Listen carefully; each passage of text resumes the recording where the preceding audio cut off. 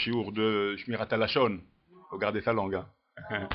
D'accord. Alors, garder sa langue, on va continuer. Là, on va voir que les Shaber Hadam Berabim, est-ce qu'on a le droit de louer quelqu'un, de flatter quelqu'un devant tout le monde? On avait dit dans le cours dernier, rappelez-vous, ceux qui étaient là, de flatter quelqu'un devant quelques personnes, c'était pas bon. Pourquoi? Si tu le flattes trop, alors les gens qui t'écoutent vont dire, bon, mais après tout, je t'exagère un petit peu, hein. Bon, il est bien, mais bon, mais je l'ai vu une fois, il a fait ça, ou je l'ai vu une fois, il a fait ci. Et ça va commencer à ce qu'on appelle dire le mais. Quand on commence avec un mais dans une discussion, c'est pas bon. Donc, trop flatter, ça peut entraîner, après une discussion qui va être le contraire de flatter, qui va entraîner donc de la mauvaise langue. Donc, faire attention de ne pas trop flatter. D'accord? Pas trop flatter quelqu'un. Alors maintenant, on va voir si on peut flatter quelqu'un devant beaucoup de personnes. Des fois, ça arrive, tu veux parler, c'est un homme, il a fait ça pour la synagogue, il a fait ci, je vais vous dire son nom, et il est extraordinaire, il est assis parmi nous, ce soir, il est là. C'est pas trop bon. C'est pas trop bon parce que d'abord, Miskin Lainara, les vieux vont être sur lui, d'accord? Les vieux vont être sur lui, d'une, deux, ça peut attirer certains jaloux, d'accord, jaloux, que lui il a des possibilités, qu'il a un pouvoir, qu'il a de l'argent. Ça peut attirer aussi des gens qui sont intéressés de lui soutirer aussi son argent pour d'autres causes. Ça peut attirer toutes sortes d'abeilles ou de mouches, vous savez, autour du miel. Quand on est riche, quand on a de l'argent, ça attire les abeilles, les mouches, dans certains cas. D'accord? Tout le monde vient. Alors là, il faut faire attention à ça, que ce monsieur-là ne soit pas gêné. Peut-être qu'il a voulu aider une association, mais pas aider 36 associations. Alors quand tu le flattes trop et tout le monde écoute la grandeur de cet homme, le pouvoir de cet homme, les possibilités de cet homme, demain, il y en a qui vont taper à sa porte. Tu peux nous aider comme tu as aidé X. Tu peux nous aider comme tu as aidé X. Et ça va, la chose va se faire savoir. Donc on le gêne quelque part dans sa vie, de tous les jours. Sa vie, ça l'embête, ça peut le tracasser maintenant. Alors c'est sûr qu'il faut donner de la zakat, c'est sûr qu'il faut aider. Mais peut-être qu'il a ses règles à lui, peut-être qu'il a ses zakot qu'il donne à lui, peut-être qu'il a des choses qu'il donne, il sait à qui donner. Il veut pas être tout le temps gêné à sa porte, qu'on lui tape à la porte en lui disant donne, pour ci, pour ça et pour ci. Faire attention aussi, donc ne pas le mettre dans l'embarras, ce monsieur-là, en le flattant énormément, en le louant en plus devant tout le monde. Et en plus, bon, on sait très bien l'Aïnara. Les gens ils vont parler, ils vont regarder, il y a des jaloux. On a expliqué que l'Aïnara, le fait de parler, ou de jalouser quelqu'un, d'avoir envie de ce qu'il a, ça quelque part, ça va le toucher, ça peut la toucher, ça peut le toucher la personne. Pourquoi ça peut toucher la personne? Parce qu'en haut dans le ciel, on ouvre son dossier. Oh, il est riche, c'est vrai qu'il est riche. Pourquoi il est tellement riche? Pourquoi il est tellement bien? Pourquoi il a plus que les autres? Alors on va vérifier s'il a le mérite d'avoir tout ça. C'est ce qui se passe en haut. Quand quelqu'un il parle sur quelqu'un, il jalouse la personne, du bien qu'il a, il le jalouse.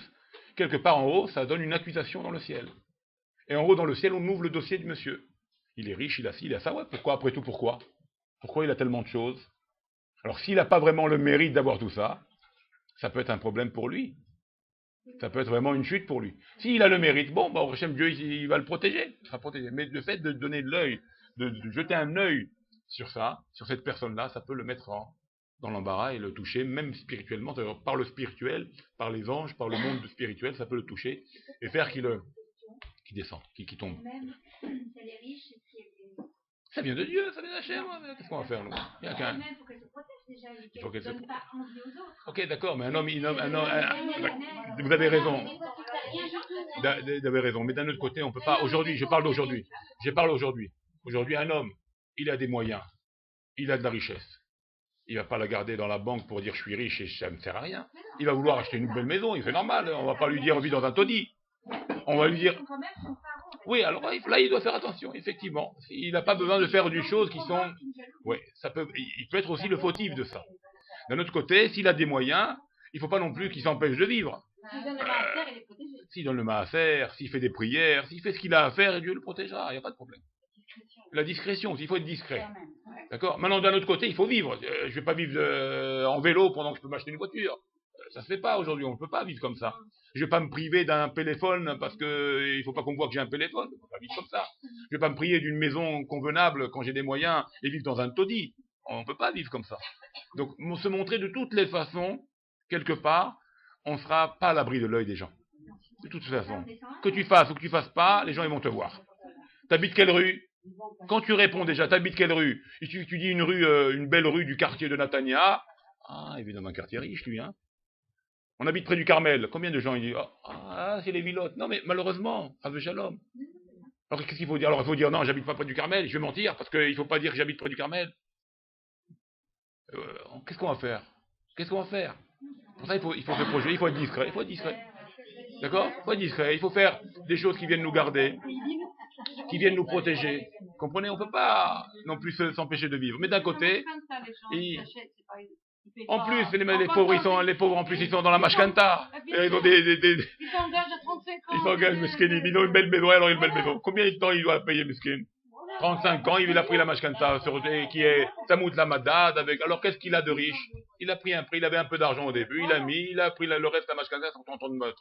Qu'est-ce que ma baya? Ça fait riche, ça?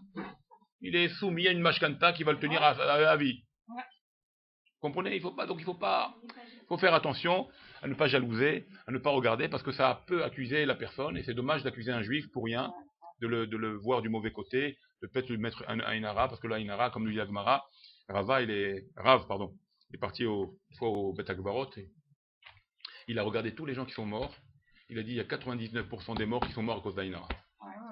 Les gens meurent beaucoup à cause de ça, parce que les gens, ils parlent. Et 1%, c'est des maladies, de la vie, de la vieillesse. Tout le reste, c'est parce que les gens, ils parlent sur l'autre. Faire attention à notre bouche, faire attention à nos paroles, il faut faire à nos yeux. Quand quelqu'un il est bien, comme on dit nos grands-parents, comme disent nos parents, nos grands-parents, comme on disait, il a de l'argent, il est bien, t'entends qu'il est bien. Que Dieu il lui rajoute. Pas lui dire, pourquoi il est bien et moi j'ai. Non, que Dieu lui donne double. Et triple, et comme ça il faut souhaiter à nos frères juifs. Il est bien parce que Dieu il l'a choisi. Il a un mérite quelque part, c'est pas grave. Chacun le chemin que Dieu donne à chacun d'entre nous. Un il est riche, un il est moyen, il sera peut-être pauvre, un il sera, je sais pas. Mais chacun il a sa voie, et chacun il trouvera sa vie au mieux, même dans sa pauvreté, vous verrez qu'il sera. Il est riche s'il apprend bien sa vie. Parce qu'un riche il peut être pauvre s'il prend mal sa vie. Parce qu'il y a des riches qui sont riches, mais ils prennent mal cette vie-là, parce qu'ils sont jamais contents de ce qu'ils ont. Alors ils sont peut-être immenses et riches par rapport à des gens moyens ou une classe moyenne, et ils sont tout le temps malheureux parce qu'ils vont voir que le voisin là, il a une plus belle villa que la nôtre. Alors qu'est-ce qu'on va faire?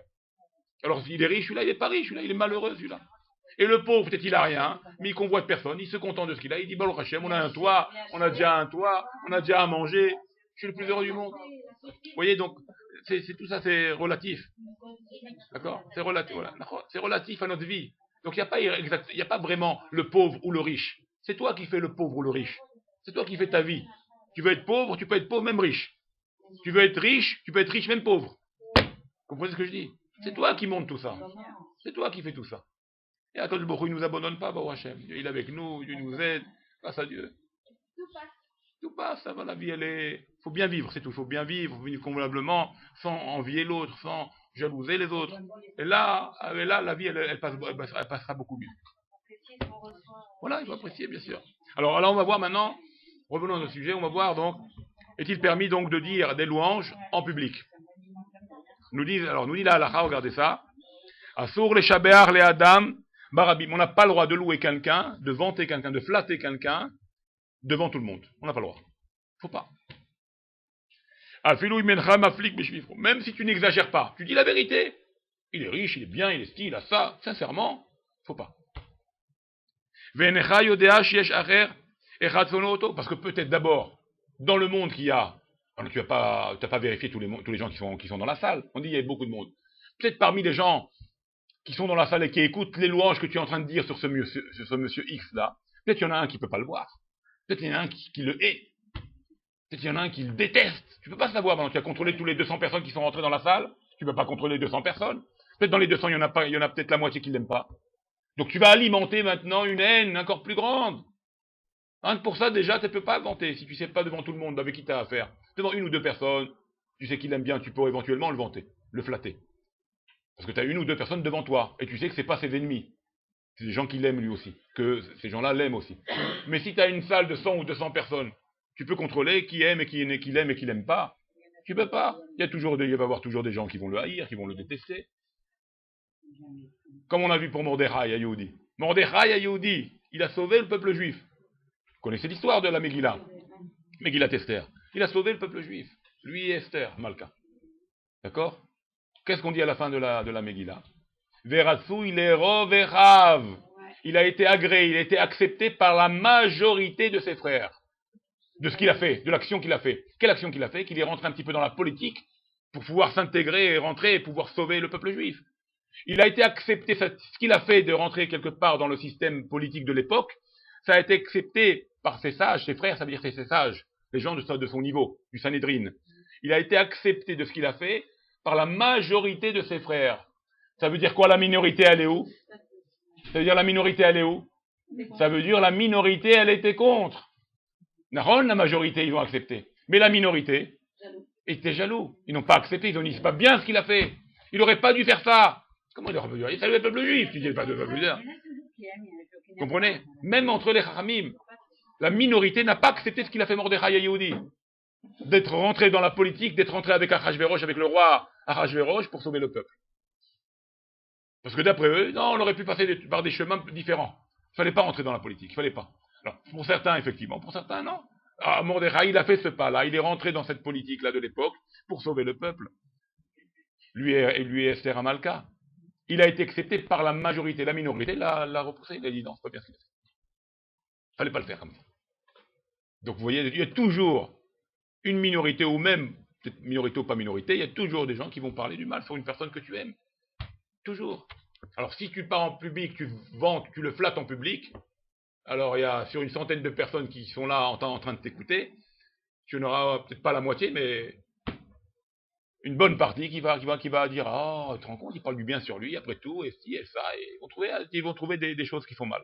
Donc on n'a pas le droit de louer, je répète, on n'a pas le droit de louer, de flatter quelqu'un en public, de peur que ça lui attire du mal par les gens qui sont là, peut-être et qui ne l'aiment pas. Betsibour gadol ishnam tamid anashim ba'ale deot shonot au balkina, il y a toujours des gens qui sont différents de toi. Donc si tu vantes quelqu'un, tu vas tomber sur des gens qui ne vont pas apprécier ce que tu dis, ou qui ne vont pas accepter les propos qui sont dits sur cette personne-là, parce qu'ils sont différents. Ou parce que, comme on l'a dit, ils jalousent, ils sont jaloux. Et donc, cette parole de louer la personne va entraîner une discussion qui va tomber dans le lachon hara et dans le gnout, dans la moquerie de la personne. Voilà ce qu'on va gagner si on loue trop une personne.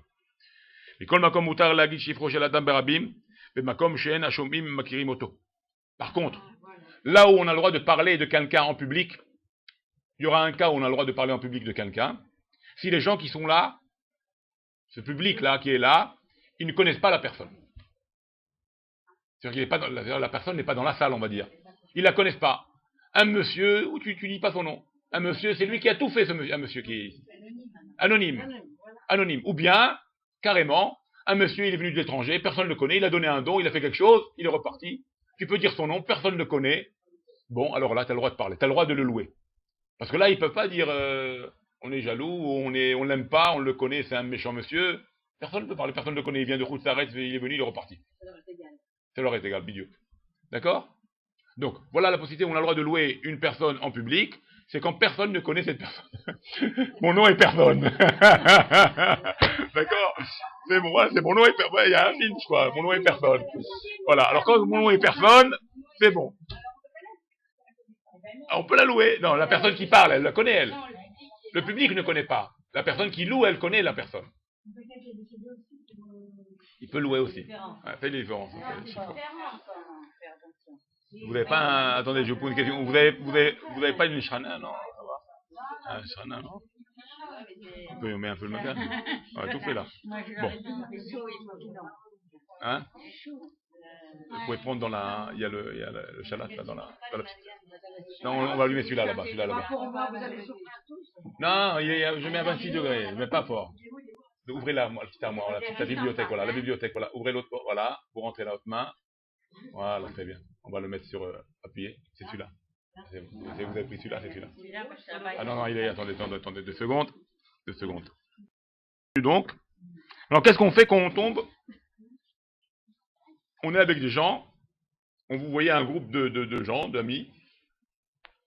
Vous approchez de ce groupe de personnes, d'amis que vous connaissez. Ils sont plusieurs. Et qui parlent du bien sur quelqu'un. Qu'est-ce qu'il faut faire maintenant? Il parle du bien sur quelqu'un. Ben, il faudrait pas rentrer dans la discussion. Il faudrait ne pas s'associer. De peur que le mais, il arrive. Parce que ça veut dire le mais. Le mais, oh, mais arrête de dire qu'il est tellement bien. D'accord? Alors, comme la discussion de louer quelqu'un peut entraîner une discussion de parler le mal, donc je ne veux pas m'associer à ce groupe-là de gens qui parlent le bien, même s'ils parlent le bien. De peur que tout de suite après les quelques minutes qu'on va parler de bien, on va parler le mal. Tov litrachek michaburot she'amedabrim, je lis dans les mots. Tov litrachek michaburot she'amedabrim b'shevach anashim acharim. Il faut mieux s'écarter de groupes de gens qui parlent du bien sur quelqu'un. Qui mat ifshar shelo yagidu kamar risronot anashim she'alem medabrim. Parce que en finale de cette discussion, c'est sûr qu'ils vont parler sur des points qui vont pas être bons sur cette personne. À la fin, ils vont toujours dire du mal. Il est bien, il est bien, il est bien. Alors, bon, alors il a quoi? Il a aucun défaut, quoi. C'est un tzaddik gamour, celui-là. Il a rien de tordu. Ah oui, mais il a un petit peu tordu. Bon, il a fait ça l'autre fois, et l'autre fois il a fait ça, et il n'a pas rendu la monnaie, et l'autre fois je l'ai vu, il a fait ci. Oh, alors, tu vois, alors, et là c'est parti. Ah oui, mais moi aussi je l'ai vu, et ben lui moi aussi, tu vois, et ça se rajoute. C'est automatique, ça, c'est des choses automatiques. D'accord? Alors ça, il faut faire attention.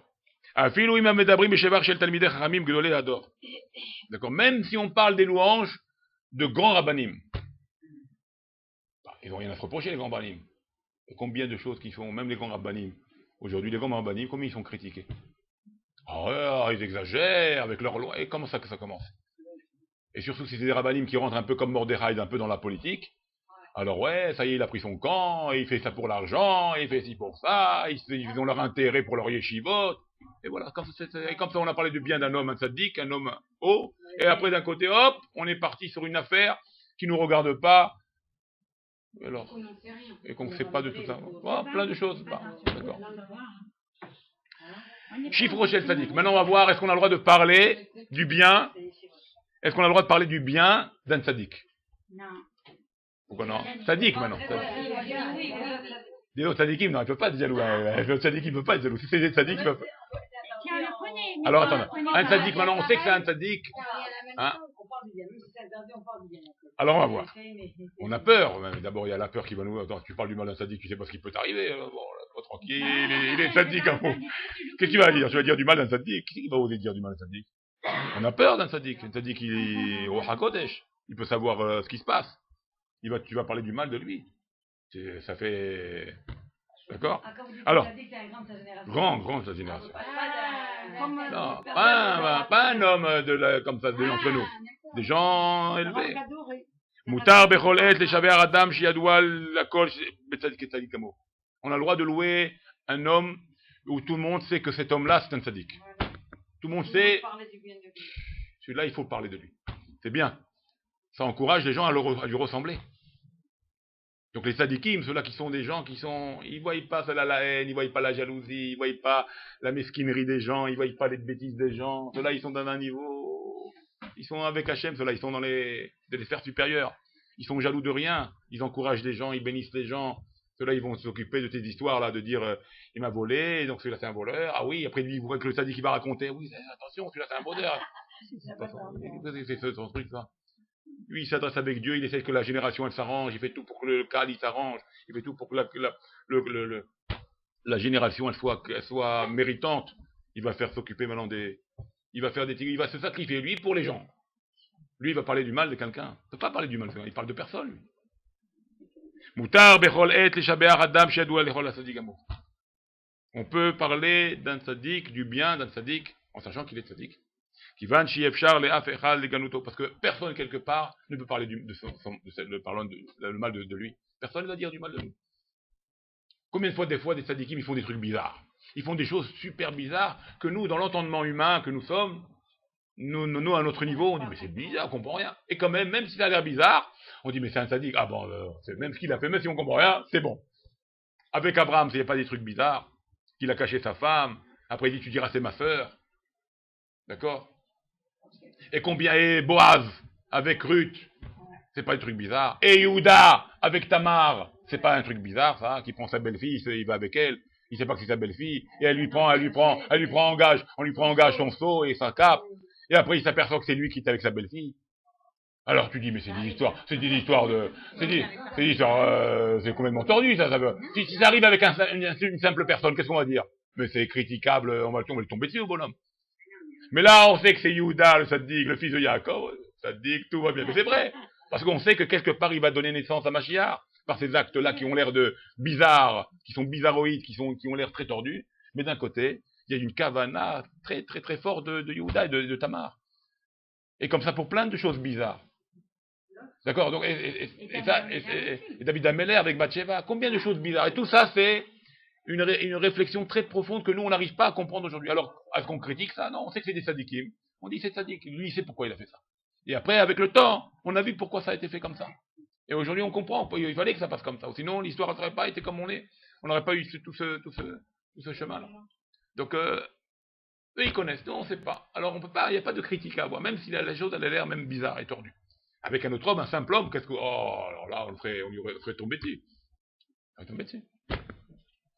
D'accord, donc voilà. Donc un sadique, on peut parler des louanges, on peut parler d'un louange d'un sadique, parce qu'on est sûr que quelque part les hommes, par kavod, par respect, c'est-à-dire par le côté divin qu'il a, le côté propre qu'il a, le côté pur qu'il a, c'est sûr qu'il ne fait pas ça pour se vanter, par vice ou pour se faire voir, et donc personne ne va quelque part le critiquer. D'accord, donc un sadique, on a le droit.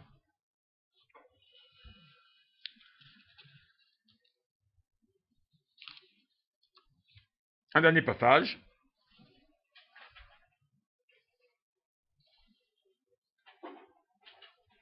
Assour les shaber les adam. On n'a pas le droit de flatter quelqu'un. On revient encore sur ce sujet-là. Encore un dernier point, encore à conclure. Assour les shaber les adam. Kshem shaber meramel shiu choser malot aerot. Des fois, on flatte quelqu'un.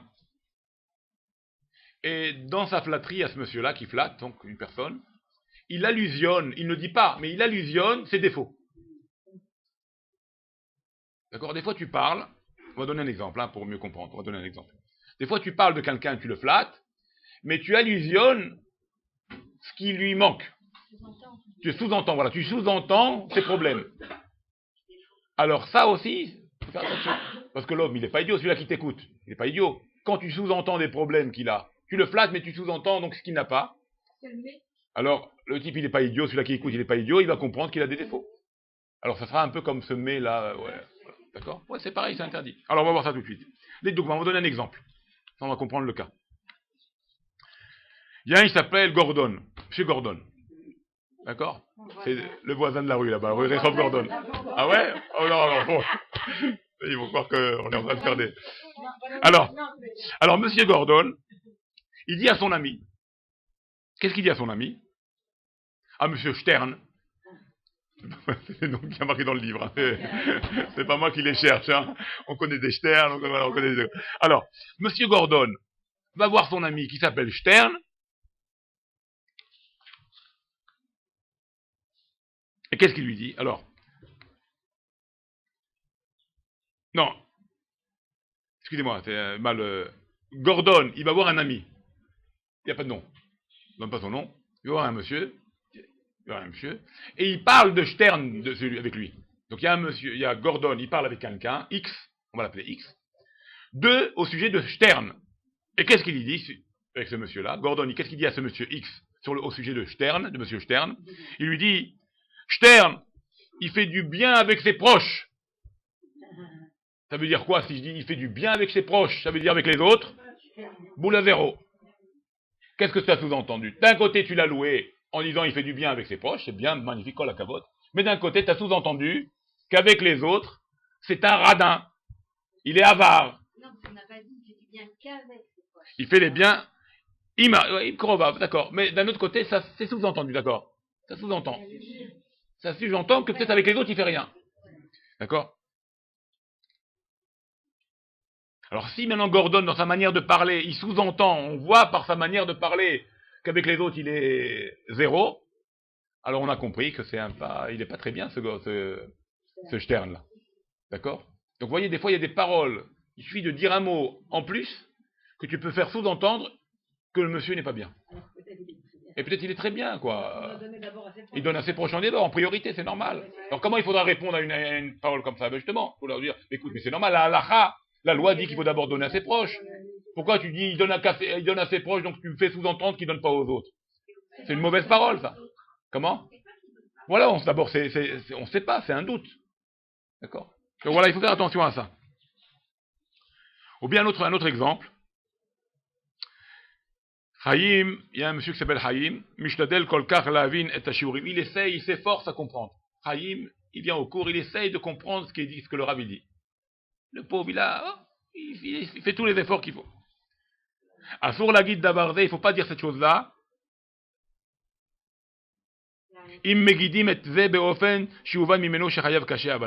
Si on comprend que c'est un petit esprit. Je peux dire, voilà, ce monsieur-là, je parle avec quelqu'un, je dis, tu sais, Moshe, il fait beaucoup d'efforts pour apprendre. Bon, ça peut être pris en disant, bon, il fait beaucoup d'efforts, c'est bien. Il a du courage, il a de l'envie, il a de l'ambition. Mais d'un autre côté, je peux le dire d'une manière en disant, ce Moshe-là, je parle comment? D'accord? Il fait beaucoup d'efforts, beaucoup d'efforts. Le pauvre, il fait beaucoup d'efforts. Quand j'ai dit le mot le pauvre, il fait beaucoup d'efforts, qu'est-ce que ça veut dire? Ça veut dire qu'il est limité. Et le pauvre, il fait beaucoup d'efforts, mais il est limité. Ça veut dire que je déclare, j'annonce quelque part, par allusion, que ce monsieur-là, il est un petit cerveau. C'est pas le droit de faire ça. C'est inutile. Tu dis qu'il fait beaucoup d'efforts, tant mieux. Mais pourquoi tu rajoutes le pauvre? Ça veut dire quelque part, il n'a pas les capacités, il n'a pas les choses. Il voudrait le pauvre, mais il n'arrive pas. Il a un petit esprit, tu n'as pas le droit de dire ça. Parce que tu fais maintenant montrer qu'il a un esprit limité. D'accord? Faire attention. Donc, vous voyez, d'un côté, il le loue, il dit qu'il fait beaucoup d'efforts, mais en rajoutant un mot clé qui va te faire découvrir le côté de la faiblesse qu'il a, ça va le mettre à défaut, quoi. D'accord? Faire attention à tout ça. D'accord, on va s'arrêter là pour aujourd'hui pour ça. Ok?